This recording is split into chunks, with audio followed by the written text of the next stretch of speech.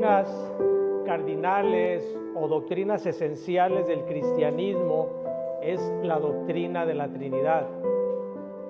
Y como ustedes saben, hermanos, estamos llevando a cabo una serie de predicaciones que hemos titulado Cristo a través de la Escritura.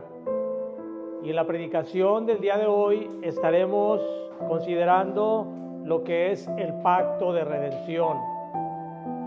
Pero sería imposible poder predicar sobre este tema y que llegáramos a comprenderlo si no entendemos antes lo que es la Trinidad de Dios.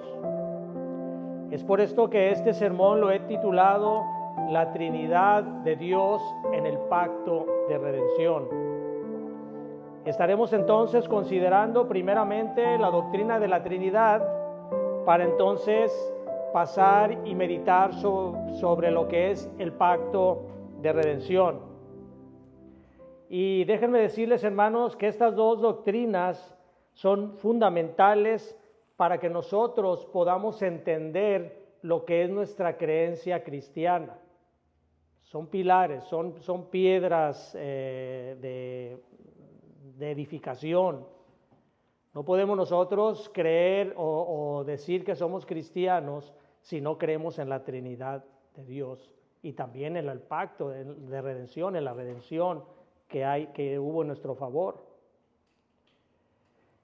Estas dos doctrinas, junto con los temas que ya vimos en las predicaciones anteriores de la serie, como ya les dije, son los cimientos en los cuales se fundamenta toda la enseñanza de la Escritura. Por eso es muy importante, hermanos, que pongamos mucha atención en estos temas, porque esa es la base, esa es la enseñanza, es el principio de nuestra enseñanza de la Escritura.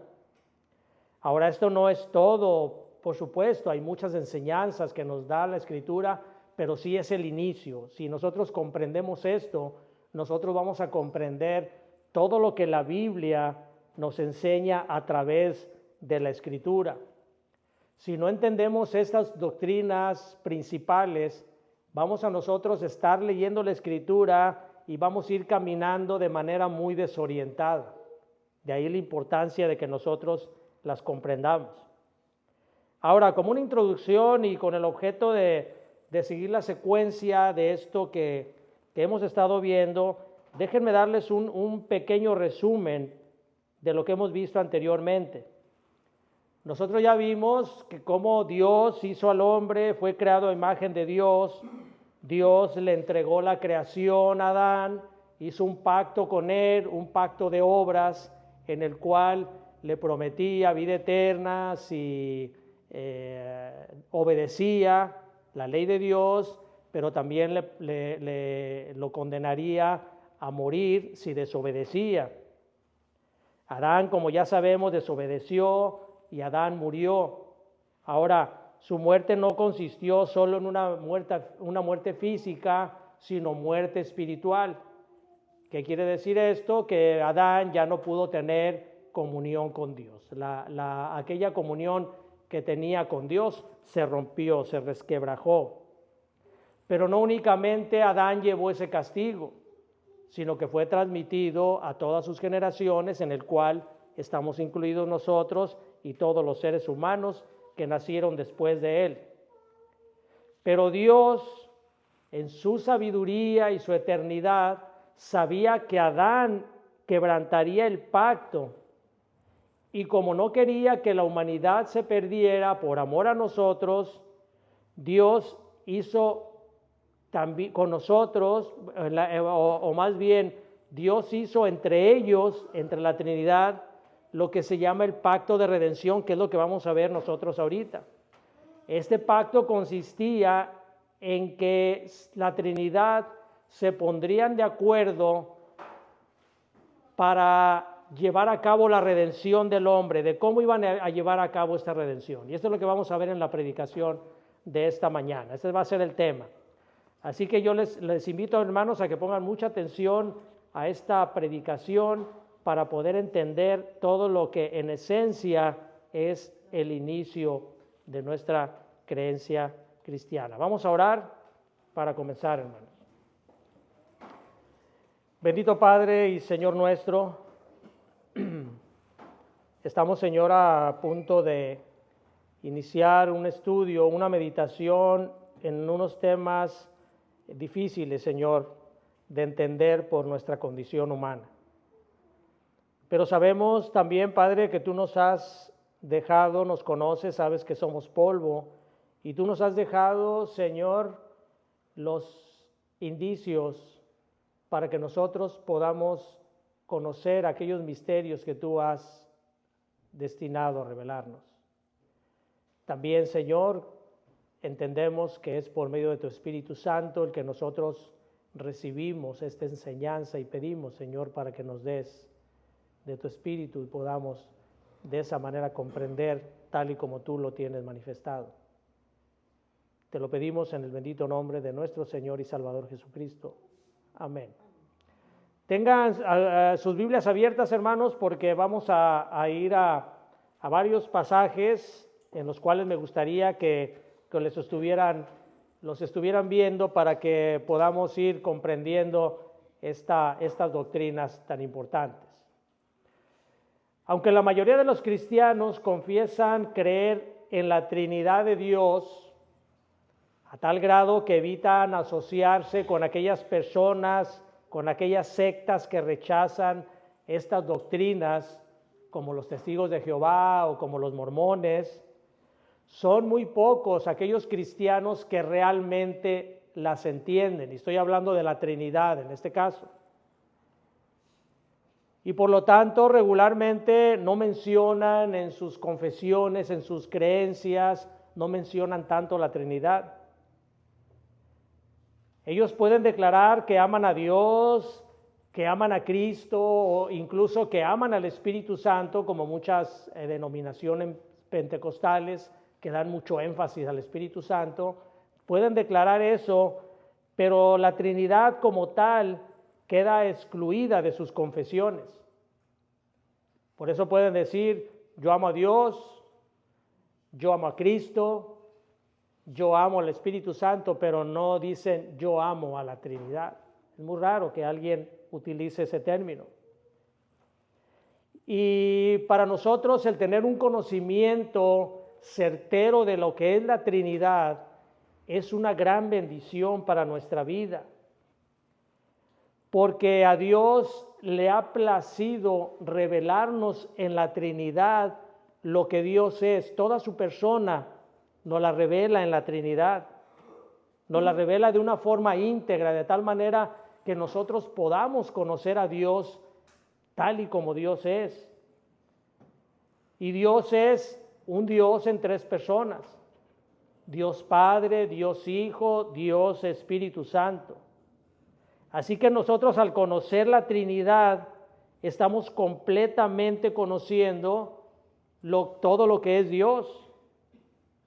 Él no nos oculta lo que es su ser, y esto para nosotros, como les digo, es una gran bendición recibir este conocimiento.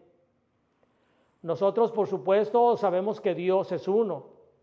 La Escritura nos habla claramente que Dios es uno y nosotros así lo creemos. Nosotros no somos politeístas, nosotros no creemos en muchos dioses, ni tampoco nos formamos dioses a la imagen de seres humanos, ni los adoramos. Nosotros sabemos que hay un solo Dios. Pero la diferencia entre nuestra religión como cristianos y las demás religiones monoteístas, como vienen siendo los judíos o como vienen siendo los del Islam, es que nosotros tenemos un Dios trino. Y es lo que vamos a ver más adelante. Desde el Antiguo Testamento la Escritura declara firmemente que hay un solo Dios. Vayan a Génesis capítulo 1, versículo 1, y seguramente lo saben de memoria, donde dice, en el principio creó Dios los cielos y la tierra. Esta es una manifestación clara de que hay un solo Dios. Creó Dios los cielos y la tierra. En Éxodo capítulo 20, versículo 3, el primer mandamiento Dios nos ordena a no tener dioses ajenos delante de Él. Éxodo capítulo 20, versículo 3, nos dice que hay un solo Dios verdadero, no hay más dioses. Y cuando nosotros veamos en la Escritura acerca de dioses con minúsculas, se está refiriendo a los dioses falsos. No hay más dioses más que un solo Dios. En Deuteronomio capítulo 6, versículo 4, dice: Oye Israel, Jehová nuestro Dios, Jehová uno es. Es algo que los judíos tienen mucho en cuenta, lo recitan mucho, es lo que le llaman el Shema. Es una recitación que ellos hacen para recordarse lo que es la grandeza de Dios, aunque ellos no conocen la Trinidad. Y en una religión que no se conoce la Trinidad o que no se honra la Trinidad, es una religión falsa. Nuestro Señor Jesucristo dice: el que no honra al Hijo no honra al Padre que le envió. Así que hay una Trinidad en la cual nosotros debemos de honrar. El Nuevo Testamento también nos enseña que hay un solo Dios. 1 Corintios capítulo 8, versículo 4. 1 Corintios capítulo 8, versículo 4 dice: sabemos que un ídolo nada es en el mundo y que no hay más que un Dios. Efesios capítulo 4, versículo 6. Dice: un Dios y Padre de todos. Así que, hermanos, la Biblia nos enseña claramente que hay un solo Dios, pero también la Escritura nos enseña que hay tres personas distintas que subsisten en este Dios único: Dios Padre, Dios Hijo y Dios Espíritu Santo.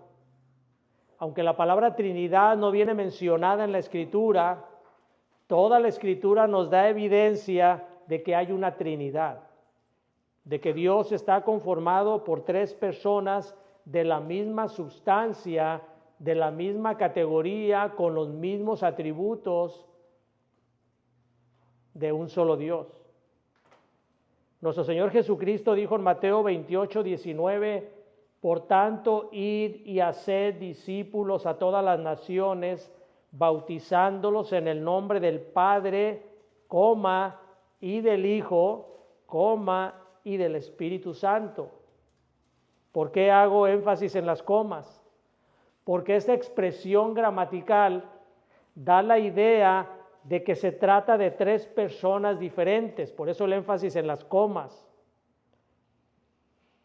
Cuando el Señor dice: por tanto, id a ser discípulos a todas las naciones, bautizándolos en el nombre del Padre, en el nombre del Hijo y en el nombre del Espíritu Santo. Son tres personas distintas. Tanto el Padre como el Hijo y el Espíritu Santo son personas individuales dentro de un mismo ser. El Padre no es el Hijo no es el Padre, y el Padre y el Hijo no son el Espíritu Santo. Son tres personas distintas, cada uno con su siendo propia persona. Estas tres personas no son diversas manifestaciones de Dios.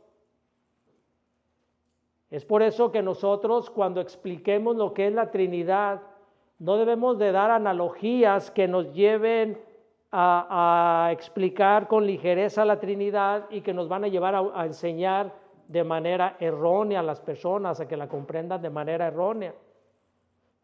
¿A qué me refiero con esto? Con esto de las analogías. Por ejemplo, una de las analogías más utilizadas para enseñar la Trinidad es la analogía del agua. Cuando alguien que no conoce bien lo que es la Trinidad quiere enseñarla, dice: la Trinidad es como el agua. Como el agua a veces es su forma gaseosa, su forma líquida o su forma sólida. Así es como explican ellos a Dios. El problema con esta analogía es que lleva a las personas a creer en una herejía llamada el modalismo. El modalismo es una herejía desde los principios de la iglesia, en la cual se decía que Dios es una sola persona con diferentes modos de actuar, no tres personas, sino una sola persona que actuaba de tres maneras diferentes. Por eso se le llamaba el modalismo, porque eran diferentes modos en que Dios se manifestaba de acuerdo al momento de la salvación en que Él estaba en ese momento presente. Esta herejía enseñaba que Dios a veces se manifestaba como Padre, otras veces como el Hijo y otras veces como el Espíritu Santo, pero no eran personas distintas, sino eran manifestaciones de Dios. Desde esta perspectiva del modalismo, fue el mismo Dios Padre el que se encarnó como hijo y que sufrió los martirios en la cruz. No fue un hijo de forma separada, no fue el hijo de forma separada, sino que el Padre en ese momento de la salvación se encarnó él mismo como hijo y entonces él sufrió los martirios en la cruz. Esta falsa enseñanza nos dice que el Dios actuó como Padre en la creación, actuó como Hijo en la encarnación y en la muerte, y que ahora actúa como el Espíritu en la iglesia. O sea que son tres modos diferentes de Dios de actuar, por eso le llama el modalismo. Es por eso que esta doctrina del modalismo también se le conoce como el patriparcianismo, una palabra rara, pero esto quiere decir que el Padre, en modo de su Hijo, sufrió la muerte, la pasión y la muerte en la cruz. Por eso se le llama patriparcianismo, porque siendo el Padre, él mismo se hizo modo de Hijo y sufre la muerte en la cruz. Pero no es así. El que sufrió la muerte en la cruz fue el Hijo, no fue el Padre. Fue el Hijo, la persona de Cristo. Y en esto también nosotros debemos de tener mucho cuidado, hermanos, porque a veces sin querer podemos estar orando, por ejemplo, de esta manera: Padre, te doy gracias porque tú moriste por mí en la cruz. Y eso puede ser entendible porque nosotros sabemos que hay un solo Dios. Y mucha gente puede confundir y decir, bueno, si hay un solo Dios, entonces yo puedo decir al Padre, gracias porque tú moriste por mí en la cruz. Pero no fue el Padre el que murió en la cruz, fue el Hijo el que murió en la cruz.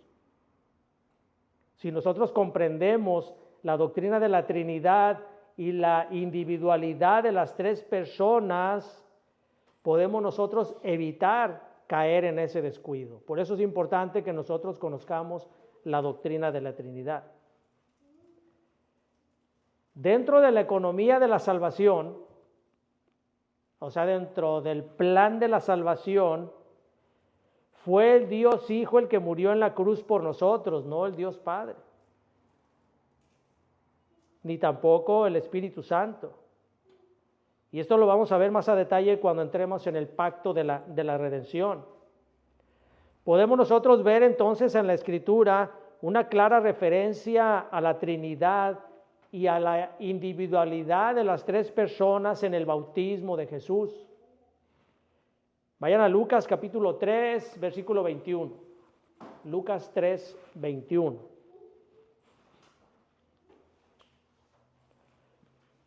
Lucas capítulo 3, versículo 21 y 22 dice: Aconteció que cuando todo el pueblo se bautizaba, también Jesús fue bautizado, y orando el cielo se abrió, y descendió el Espíritu Santo sobre él en forma corporal como paloma, y vino una voz del cielo que decía: Tú eres mi Hijo amado, en ti tengo complacencia. En este pasaje podemos ver al Hijo orando al Padre. Dice el primer versículo, dice que el Señor Jesús fue bautizado y orando el cielo se abrió. Podemos ver al Espíritu Santo descendiendo, como dice aquí, en forma corporal, como paloma, y podemos ver al Padre en su paternidad complaciente cuando dice, tú eres mi Hijo amado, en ti tengo complacencia. Así que la Biblia nos habla claramente de la Trinidad, de que la Trinidad son tres personas individuales, pero consustanciales a la vez. Esto es, que son de la misma sustancia, como ya vimos. Tienen los mismos atributos, tienen la misma esencia. Dios es cada uno de ellos. Son cosas que nosotros no podemos comprender, pero que la Escritura nos marca que así es. El Hijo no es un ser creado como dicen los testigos de Jehová. El Hijo es engendrado del Padre y es un Dios junto con Él. El mismo Dios junto con el Dios Trino. Juan capítulo 1, versículo 1. Juan capítulo 1, versículo 1 dice, en el principio era el Verbo y el Verbo era con Dios y el Verbo era Dios. En este versículo claramente nos habla de que el Hijo ha existido desde la eternidad junto al Padre. Desde el principio ya existía Cristo, ya existía el Hijo. Y Él estaba con Dios y porque Él era Dios. Versículo 2 dice, este era en el principio con Dios. Además de estar con Dios, Él participó como Dios en la creación de todo el universo. Dice el versículo 3, todas las cosas por Él fueron hechas y sin Él nada de lo que ha sido hecho fue hecho. Esta es lo que se llama la segunda persona de la Trinidad, el Hijo. Cristo es la segunda persona de la Trinidad encarnada. Cristo es Dios.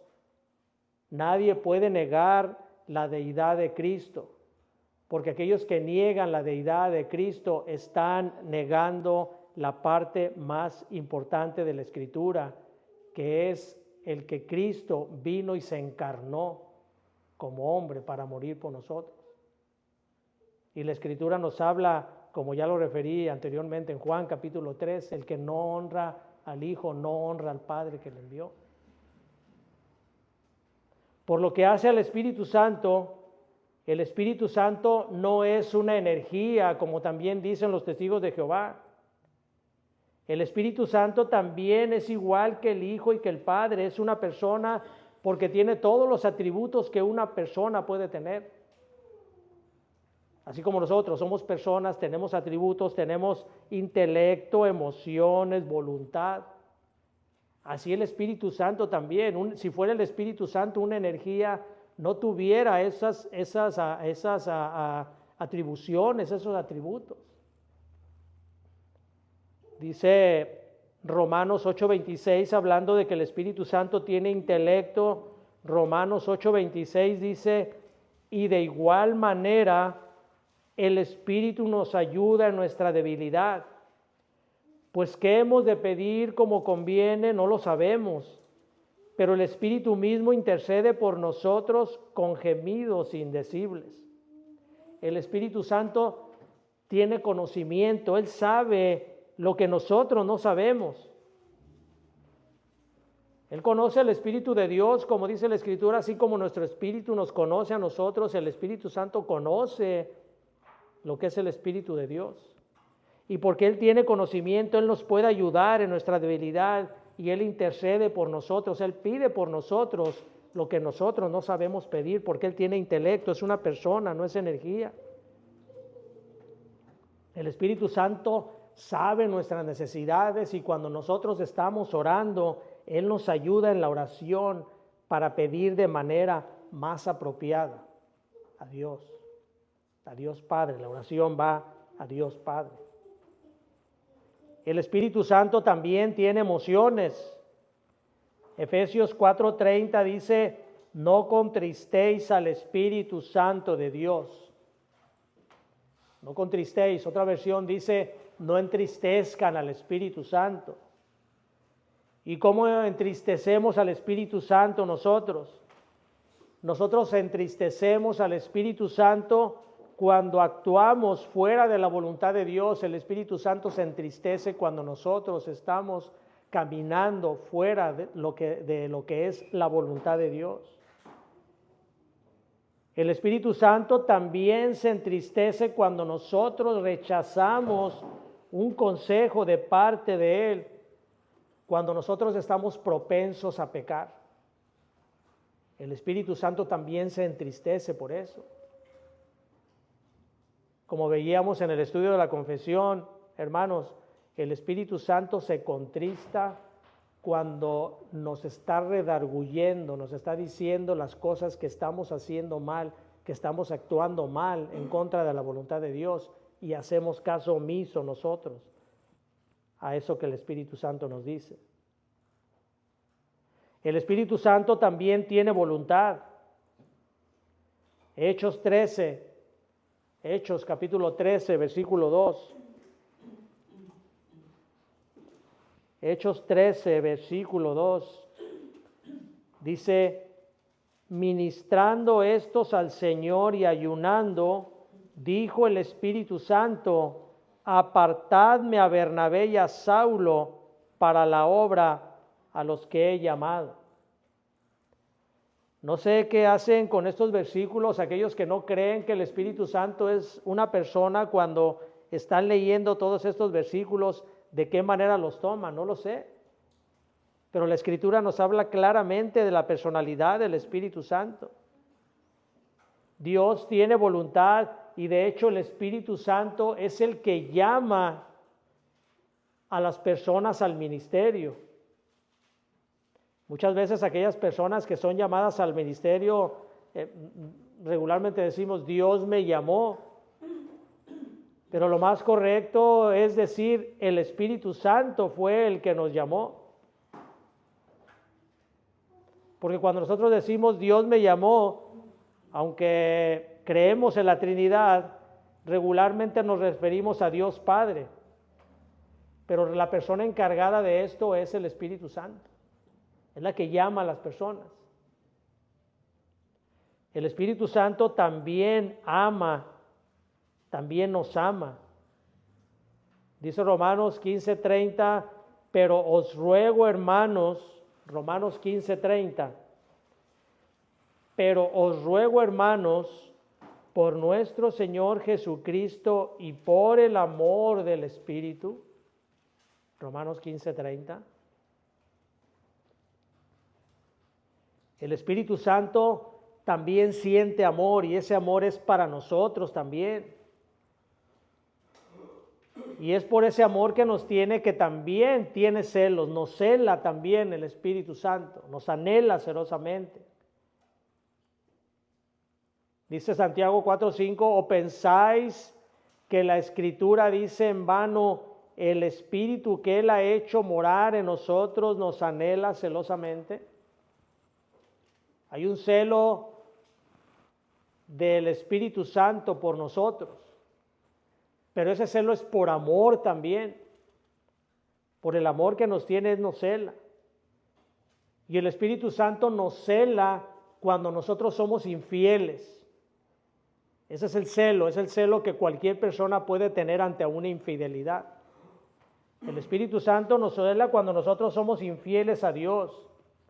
Cuando nuestro corazón está puesto en las cosas del mundo, cuando nosotros preferimos los placeres que el mundo y la carne nos ofrecen antes que disfrutar de Dios y de las cosas celestiales. Esto es una infidelidad a Dios y el Espíritu Santo se encela de esto, hermano. Se encela cuando nosotros somos infieles a Dios. Ahora, la doctrina de la Trinidad es un misterio. Y un misterio dentro de la Escritura es un conocimiento muy profundo que nosotros somos incapaces de desvelar por nosotros mismos.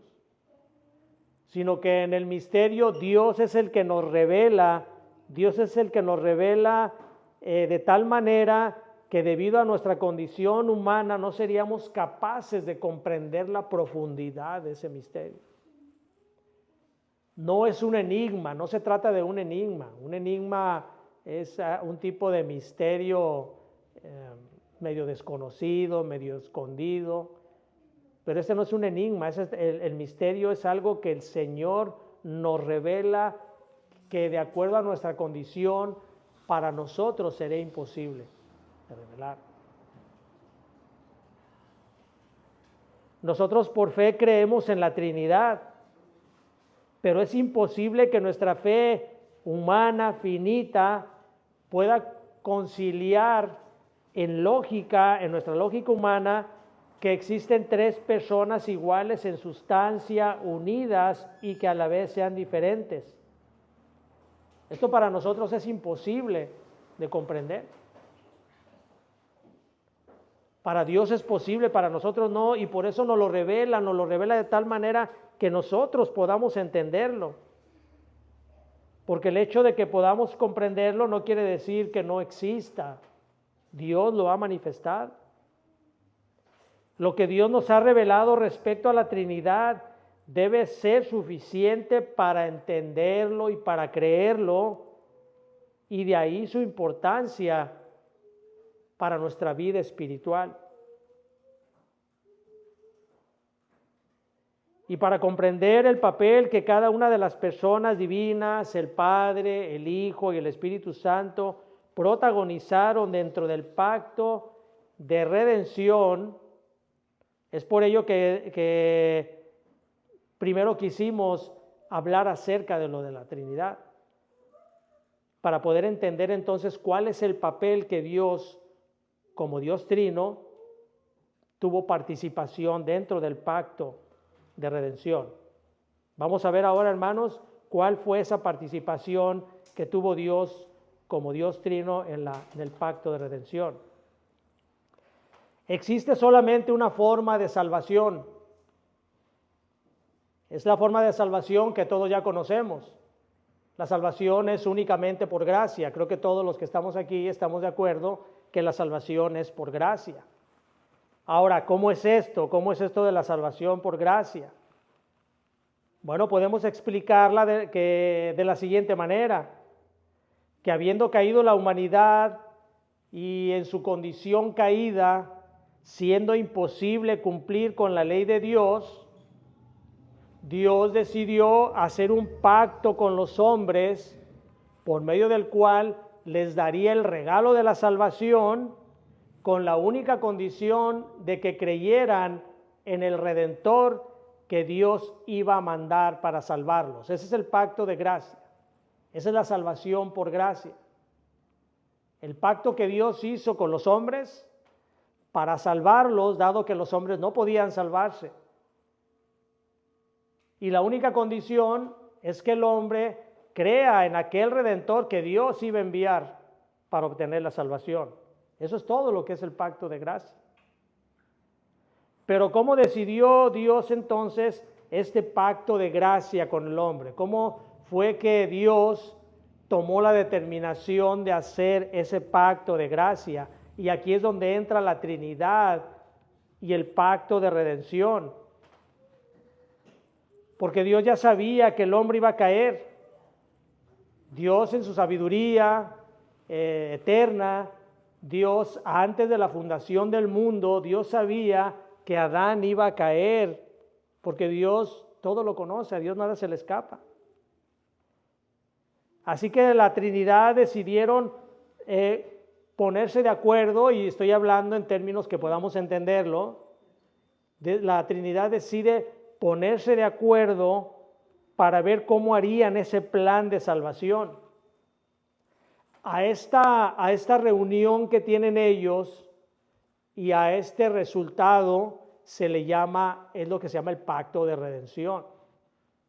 Déjenme darles una analogía para poder entender esto. En la actualidad, aquí en nuestro país, en México, se están discutiendo diversas propuestas de ley en el Congreso, Cámara de Senadores, Cámara de Diputados, se hace una propuesta de ley, se ponen de acuerdo, la analizan y llegan a una conclusión. Una vez que llegan a la conclusión, aprueban la ley y la mandan a la presidencia de la República explicando todos los pormenores de esa ley, y ya la presidencia de la República la publica en el Diario Oficial de la Federación. Eso es lo que sucede con una ley. Y nosotros tomando eso como una analogía, hablando humanamente, la Trinidad como un congreso, y esto lo hago con el debido respeto, pero es como una analogía para entender, pero la Trinidad como un congreso, se reunieron las tres personas de la Trinidad para analizar de qué manera iban a salvar al hombre caído. A esta reunión que tuvieron, este pacto que ellos hacen en esa reunión, es lo que se llama el pacto de redención, porque fue por medio de ese pacto que decidieron redimir o rescatar al ser humano caído. Así que en esta reunión o este congreso se ponen de acuerdo, ven a ver cuál va a ser la función de cada uno y llegan a la conclusión de que para salvar a la humanidad de la condenación en ella, harían con el hombre un pacto de gracia. Y no quiero que nos confundamos, hermanos. El pacto de redención es el pacto que hizo la Trinidad, en el cual se pusieron de acuerdo para salvar al hombre.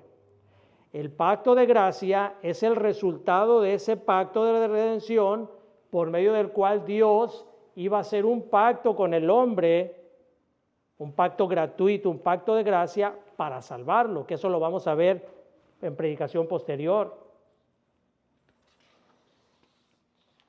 ¿Cuál fue el contenido entonces de ese acuerdo llamado el pacto de redención? ¿Cuál fue la participación de cada uno de los miembros de la Trinidad? El pacto de redención es un acuerdo entre el Padre, el Hijo y el Espíritu Santo, en el cual cada una de las partes tiene un rol específico de la salvación. Y vamos a ver cómo la Escritura nos va guiando para entender este concepto. Filipenses capítulo 2. Vayan a Filipenses capítulo 2. Todos vayan a Filipenses capítulo 2, versículo 5. Filipenses capítulo 2, versículo 5. Y vamos a leer del versículo 5 al 8. Dice: haya pues en vosotros este sentir que hubo también en Cristo Jesús, el cual, siendo en forma de Dios, no estimó el ser igual a Dios como cosa a que aferrarse, sino que se despojó a sí mismo, tomando forma de siervo, hecho semejante a los hombres, y estando en la condición de hombre, se humilló a sí mismo, haciéndose obediente hasta la muerte y muerte de cruz. Este pasaje, hermanos, nos habla del compromiso que Dios el Hijo hizo en el pacto de redención. Este fue la función que el Hijo, que Dios Hijo, hace dentro de ese pacto de redención.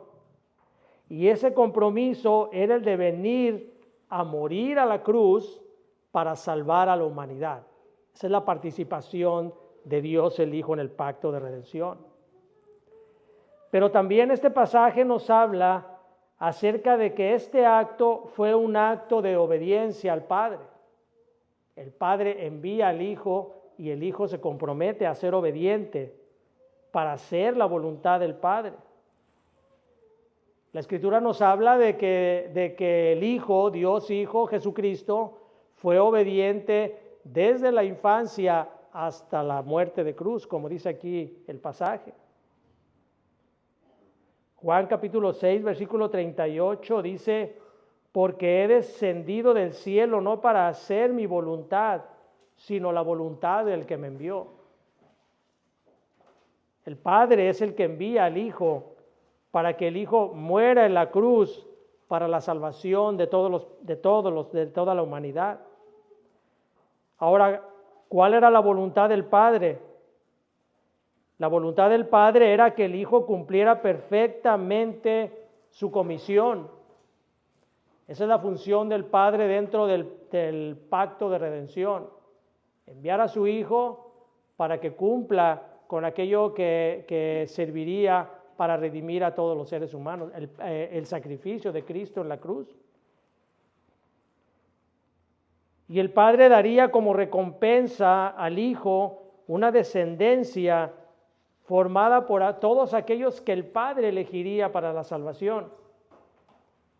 Y esto, hermanos, entre estos bienaventurados se encuentra usted.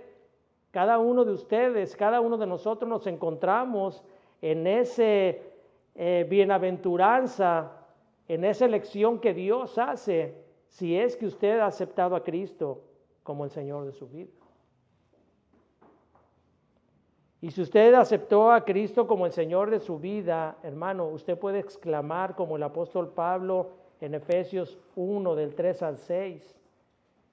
Y esto nos habla acerca de la elección de Dios. Dice: bendito sea el Dios y Padre de nuestro Señor Jesucristo, que nos bendijo con toda bendición espiritual en los lugares celestiales en Cristo, según nos escogió en Él antes de la fundación del mundo, para que fuésemos santos y sin mancha delante de Él, en amor habiéndonos predestinado para ser adoptados hijos suyos por medio de Jesucristo, según el puro afecto de su voluntad, para alabanza de la gloria de su gracia, con la cual nos hizo aceptos en el amado.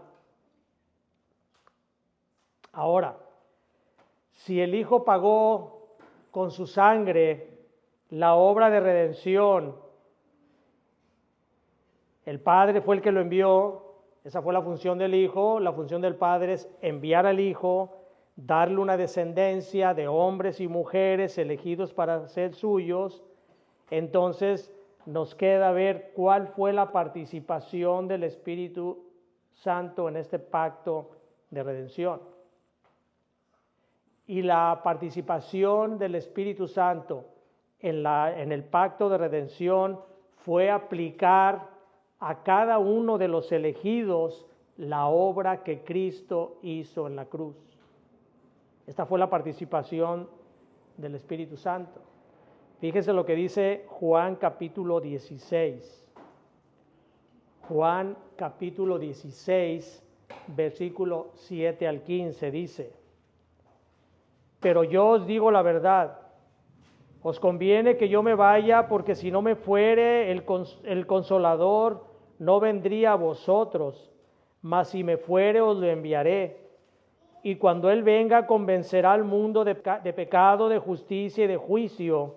De pecado por cuanto no creen en mí, de justicia por cuanto voy al Padre y no me veréis más, y de juicio por cuanto el príncipe de este mundo ha sido ya juzgado. Aún tengo muchas cosas que deciros, pero ahora no las podréis sobrellevar. Pero cuando venga el Espíritu de verdad, Él os guiará a toda verdad, porque no hablará por su propia cuenta, sino que hablará todo lo que oyere y os hará saber las cosas que habrán de venir. Él me glorificará, porque tomará de lo mío y os lo hará saber. Todo lo que tiene el Padre es mío, por eso dije que tomará de lo mío y os lo hará saber. Esta fue la participación del Espíritu Santo, hermanos. El Espíritu Santo es aquel que viene a nosotros y nos aplica la obra de Cristo. Es aquel que nos convence de pecado, es aquel que nos trae a nosotros el Evangelio, es el que nos regenera nuestro corazón para que nosotros podamos poner nuestra fe en el Señor Jesucristo. La fe es un regalo de Dios, la fe no es algo que nosotros ejercemos. La fe es algo que se nos da cuando nosotros recibimos el mensaje del Evangelio y el Espíritu Santo regenera nuestro corazón. Esa es la función del Espíritu Santo. Y aquí encontramos las tres funciones de cada una de las personas de la Trinidad dentro del pacto de redención. Hermanos, estas hermosas doctrinas deberían causarnos admiración. Y no solo por lo que Dios es, sino porque Él se ha dignado a revelárnoslas a nosotros sin que nosotros mereciéramos nada, sin que nosotros hiciéramos nada para merecer eso. Únicamente porque Dios nos amó, nos eligió para recibir a su Hijo Jesucristo, es que nos ha revelado estas verdades tan grandiosas del Evangelio. Él se dignó a revelarnos quién es Él para que lo conozcamos y tengamos una relación nuevamente con Él. Aquella relación que se quebró por la caída del hombre, ahora Dios desea que nosotros restauremos esa relación con Él. Y por eso debería de causarnos admiración, pero también debería de causarnos agradecimiento.